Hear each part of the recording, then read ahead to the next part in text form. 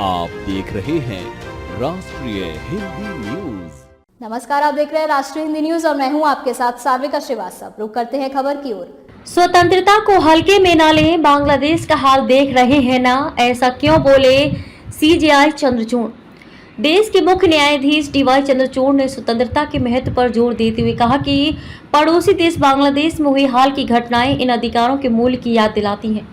देश के मुख्य न्यायाधीश डीवाई चंद्रचूड़ ने स्वतंत्रता के महत्व पर जोर देते हुए कहा कि पड़ोसी देश बांग्लादेश में हुई हाल की घटनाएं इन अधिकारों के मूल्य की याद दिलाती हैं। गुरुवार को सुप्रीम कोर्ट परिसर में राष्ट्रीय ध्वज फहराने के बाद पत्रकारों से बात करते हुए न्यायमूर्ति चंद्रचूड़ ने कहा कि स्वतंत्रता दिवस हमें देश के लोगों के एक दूसरे के प्रति तथा राष्ट्र के प्रति संविधान के सभी मूल्यों साकार करने के कर्तव्यों की याद दिलाता है।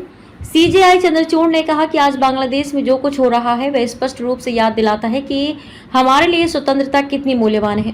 स्वतंत्रता को हल्के में लेना बहुत आसान है, लेकिन अतीत की घटनाओं को समझना महत्वपूर्ण है ताकि हमें याद रहे कि ये चीजें कितनी जरूरी हैं। प्रधान न्यायाधीश की ये टिप्पणी बांग्लादेश में अल्पसंख्यक हिंदू समुदाय पर हमलों की घटनाओं को लेकर भारत में बढ़ती चिंताओं के बीच आई है। प्रधानमंत्री शेख हसीना ने कई सप्ताह तक चले हिंसक प्रदर्शन के बाद 5 अगस्त को इस्तीफा दे दिया था और देश छोड़कर चली गई थी। न्यायमूर्ति चंद्रचूड़ ने कहा कि कई वकीलों ने अपना कानूनी पेशा छोड़ दिया और राष्ट्र के लिए खुद को समर्पित कर दिया। उन्होंने पत्रकारों से कहा कि स्वतंत्रता दिवस के मौके पर मैं आप सभी को, हमारे पत्रकार साथियों को हार्दिक शुभकामनाएं देता हूं। आपके माध्यम से मैं पूरे देश को, विशेषकर कानून से जुड़े लोगों को स्वतंत्रता दिवस की हार्दिक शुभकामनाएं देता हूं। प्रधान न्यायाधीश ने कहा कि यह हमें एक दूसरे के प्रति और राष्ट्र के प्रति अपने कर्तव्यों की याद दिलाने का दिन है। केंद्रीय कानून मंत्री अर्जुन राम मेघवाल भी ध्वजारोहण के समय उपस्थित थे।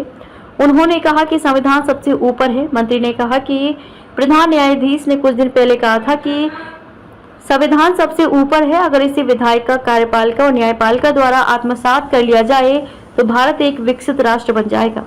उच्चतम न्यायालय बार एसोसिएशन के अध्यक्ष और वरिष्ठ अधिवक्ता कपिल सिब्बल ने प्रथम प्रधानमंत्री जवाहरलाल नेहरू के शब्दों को याद करते हुए कहा कि यही वह स्वतंत्रता है जिसका देश जश्न मना रहा है।